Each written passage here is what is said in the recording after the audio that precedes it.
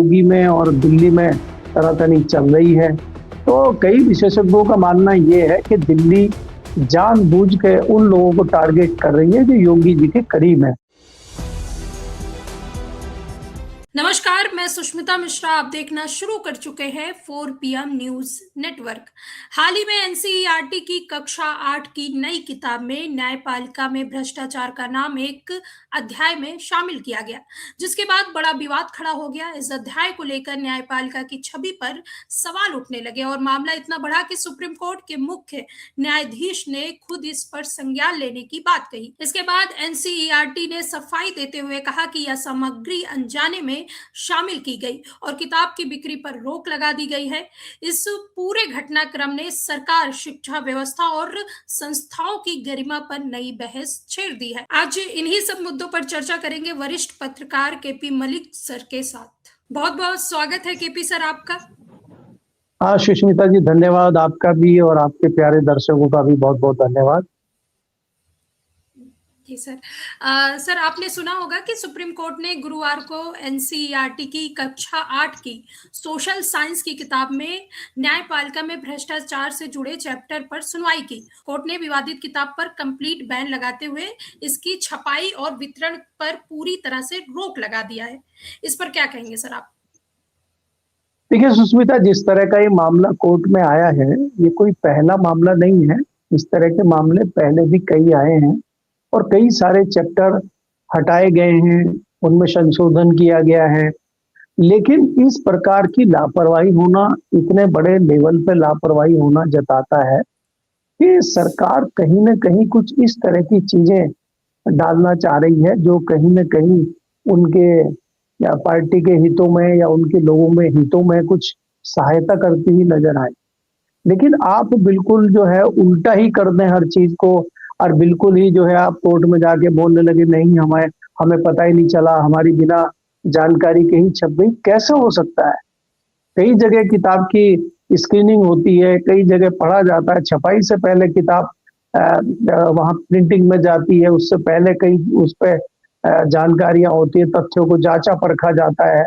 इतनी लापरवाही कैसे हो सकती है? ये जताता है कि कहीं ना कहीं इस तरह की चीजें हमारे सामने आ रही हैं कि जो जानबूझ कर की हुई गलतियां हैं। चीफ जस्टिस ने इस पे पूरी लताड़ लगाई है और इसको कहा है कि इसको तत्काल जांच की जाए और इस मामले को हटाया जाए। मुझे लगता है इस तरह के मामले दुर्भाग्यपूर्ण है, इस प्रकार के मामले नहीं होने चाहिए। जी जी सर, अभी उत्तर प्रदेश से एक बड़ी खबर आई है कि उमाशंकर सिंह, जो कि मायावती के एक लौते विधायक माने जाते हैं, विधायक हैं भी वो, और उनके करीबियों के घर से 100 करोड़ कैश बरामद हुआ है और ऑफिस में अन्य जगहों पे कार्रवाई की जा रही है। जैसा कि आप सभी को पता है कि योगी जी अभी विदेश में हैं और इस तरह से उमाशंकर के ऊपर इस तरह से कार्रवाई क्यों हो रही है सर? देखिए सुष्मिता, अगर आप देखें कि अगर कोई दोषी है और किसी ने इस तरह का कृत्य किया है तो सरकार को अपना काम करना चाहिए, एजेंसी को अपना काम करना चाहिए। लेकिन कई बार आरोप प्रत्यारोप जो है उस प्रकार से लगाए जाते हैं कि अपने सियासी हितों को साधने के लिए इस तरह से पार्टियां करती हैं। अब अगर प्रथम दृष्टया हम इस मामले को देखते हैं तो हमें नजर ये आता है कि उमाशंकर सिंह योगी जी के करीबी हैं और आजकल योगी में और दिल्ली में तनातनी चल रही है। तो कई विशेषज्ञों का मानना ये है कि दिल्ली जानबूझ के उन लोगों को टारगेट कर रही है जो योगी जी के करीब है। आपको याद होगा पिछले दिनों एक मामला आया था कि अग्रवाल फैमिली है वहाँ की, गोरखपुर की, वो भी योगी के करीब है और उनके यहाँ भी आईटी के, इनकम टैक्स के धड़ाधड़ छापे पड़े थे दिल्ली में, लखनऊ में और गोरखपुर में उनके यहाँ एक साथ छापे लगे थे। उसी तरह से जोड़ के इस मामले को भी कुछ लोग देख रहे हैं कि उमाशंकर सिंह कहीं न कहीं योगी जी के बहुत करीब आ गए थे और उनको सबक सिखाने के लिए इस तरह की छापेमारी हो रही है। लेकिन मेरा मानना ये है कि अगर कोई दोषी है और वास्तव में इस तरह का कृत्य कर रहे हैं तो उनको सजा जरूर मिलनी चाहिए। दूसरा, उनके सहयोगी और उनके रिश्तेदारों का कहना ये है कि उनको ब्लड कैंसर है और वो चौथी स्टेज में है।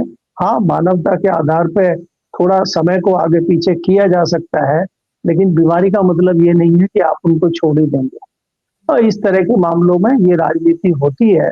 और कई सारी चीजें जिस प्रकार से हम एजेंसियों का कार्यकलाप देख रहे हैं पिछले कुछ दिनों से, तो जहां जहां चुनाव होते हैं, जहां जहां चुनाव होने वाले होते हैं, जो विरोधी पक्ष के विपक्ष के लोग होते हैं, उन पर छापेमारी की जाती है, तो कहीं ना कहीं उंगलियां और सवाल उठते हैं एजेंसियों पर।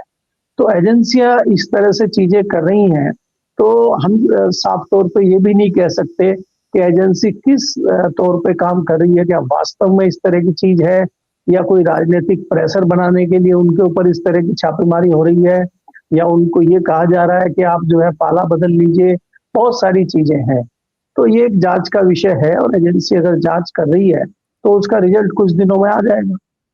जी जी, बिल्कुल सही कह रहे हैं आप सर। लेकिन एक और यूपी में एक बड़ा मुद्दा है शंकराचार्य स्वामी अभिमुक्तेश्वरानंद का। उनके खिलाफ यौन उत्पीड़न मामले में बच्चों की मेडिकल रिपोर्ट आ गई है। पुलिस सूत्रों के मुताबिक उनके साथ कुकर्म की पुष्टि हुई है। बुधवार के दिन पुलिस पीड़ित नाबालिगों को मेडिकल टेस्ट कराया था। गुरुवार को जांच अधिकारी को रिपोर्ट सौंप दी गई थी। अब इसे शुक्रवार को कोर्ट में पेश किया जाएगा।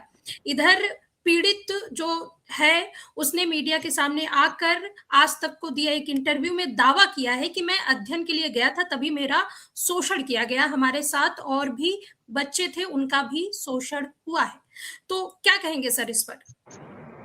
देखिए सुष्मिता, सबसे पहले तो ये है कि चाहे उसमें कोई शंकराचार्य हो, चाहे कोई साधारण व्यक्ति हो, और चाहे कोई भी अन्य हो, अगर किसी ने कृत्य किया है, कुकर्म किया है, तो उनको सजा मिलनी चाहिए। शंकराचार्य होने का मतलब ये नहीं है कि आपको कुछ भी करने की छूट है, लेकिन हमें साथ में ये भी देखना होगा कि क्या जो आरोप प्रत्यारोप का ये दौर चल रहा है, इसके पीछे कोई राजनीतिक षड्यंत्र तो नहीं हो रहा है, कोई दूसरी चीजें तो नहीं हो रही हैं।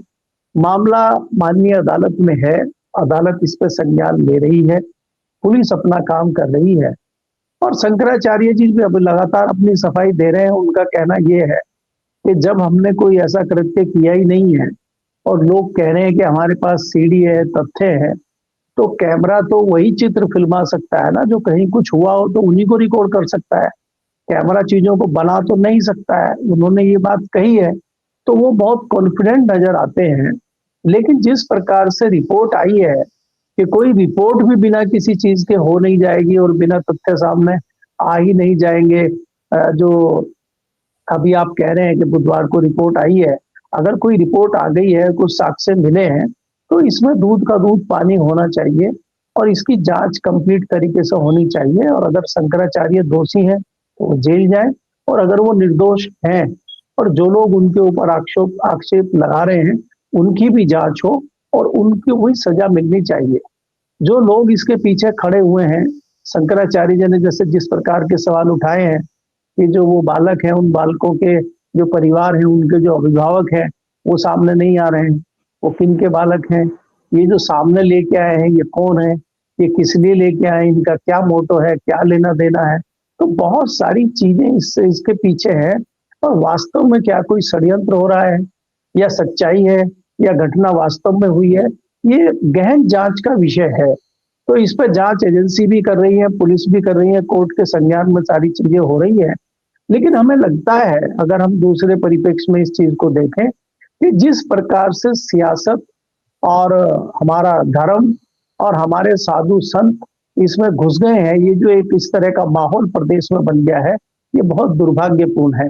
अगर राजनीति में और संतों के साथ इस तरह से होगा और राजनीति में संतों की इस तरह से एंट्री होगी और उस तरह से चीजें होंगी, तो मुझे लगता है कि भारतीय जनता पार्टी, जिसको आप नैतिकता सिद्धांतवादी पार्टी कहते थे, जो हिंदू धर्म की और सनातन धर्म की झंडा पर्दार कही जाती थी, वही पार्टी आज संतों के साथ इस तरह की चीजें कर रही है। तो इसका क्या मायने है, इसका क्या मकसद है? तो कहीं ना कहीं इस तरह की चीजें चल रही हैं। हालांकि विपक्षी तो ये भी कहते हैं कि अभी तक तो आप कहते थे कि बटोगे कटोगे, तो अभी तो बटने कटने की बात ही खत्म होगी। यहाँ तो आपका आपस में ही जो है डंडा बजना शुरू हो गया है। आप जो है बीच में ही हिंदुत्व में या सनातन के अंदर जो लोग हैं, उन्हीं में आप जो है जातिवाद का और ये इस तरह के चीजों का आपने बांटना शुरू कर दिया है। आज साधु संत भी दो खेमे में खड़े नजर आ रहे हैं। तो आपने तो साधु संतों को ही बांट दिया, आपने तो ठाकुरों को और ब्राह्मणों को ही बांट दिया, आपने तो किसानों को और व्यापारियों को ही बांट दिया। तो ये आप किसके बंटने और कटने की बात कर रहे थे? तो ये सवाल भी विपक्ष उठा रहा है।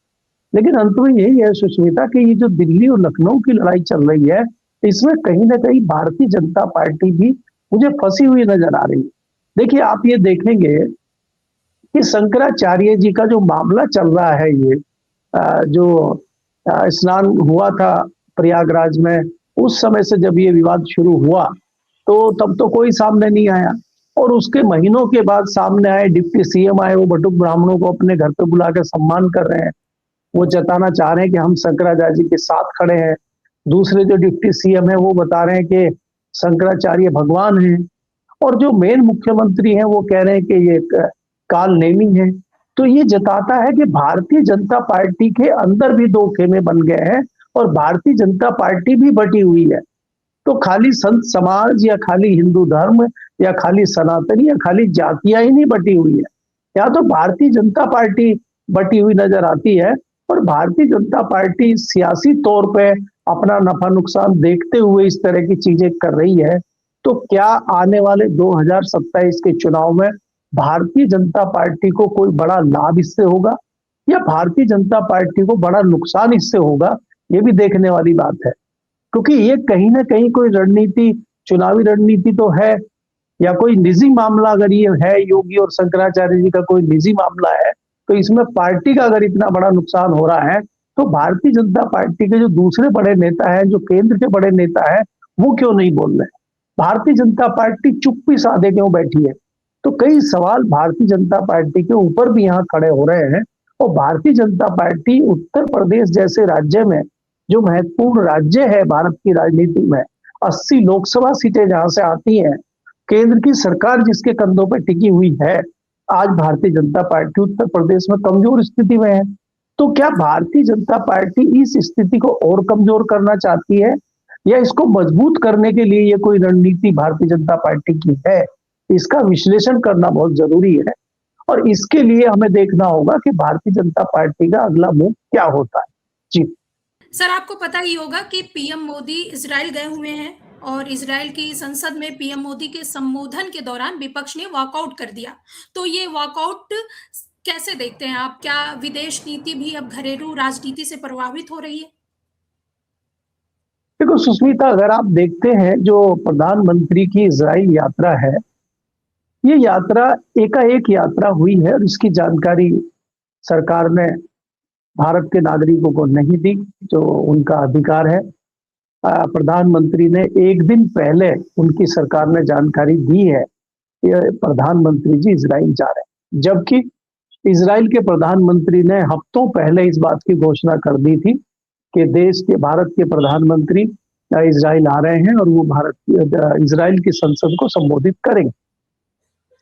लेकिन भारत में जिस प्रकार से कॉन्फिडेंशियल रखा गया है इस यात्रा को, और जहां भारत में अभी इतने मुद्दे चल रहे हैं, चाहे स्टीम फाइल का मामला हो, चाहे राहुल गांधी का मामला हो, और चाहे ये अमेरिकन डील का मामला हो, चाहे ट्रंप ने जिस प्रकार से 2 दिन पहले फिर कहा है कि हमने पाकिस्तान का और भारत का युद्ध रोका है, और अगर हम युद्ध नहीं रोकते तो उसमें परमाणु बमों का प्रयोग हो सकता था, 3-3.5 करोड़ लोगों की जो है मौत हो सकती थी, तो मैंने उस मौत को रोका है, मैंने लोगों को मरने से बचाया है।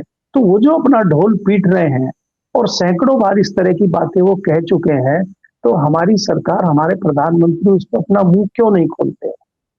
तो इस प्रकार से इजराइल एकाएक जाना और इस तरह से वहां पे जाके क्या एजेंडे आपके होंगे, क्या आप करेंगे, वो किसी को नहीं बताना। क्योंकि जब प्रधानमंत्री देश से बाहर इस तरह जाते हैं तो बहुत सारे एजेंडे होते हैं। अगर प्रधानमंत्री जी कोई डील करने गए हैं और कोई डिफेंस डील है, हमें कुछ हथियार खरीदने हैं, तो वहां पे हमारे एक्सपर्ट भी जाते हैं और कई बार रक्षा मंत्री भी जाते हैं।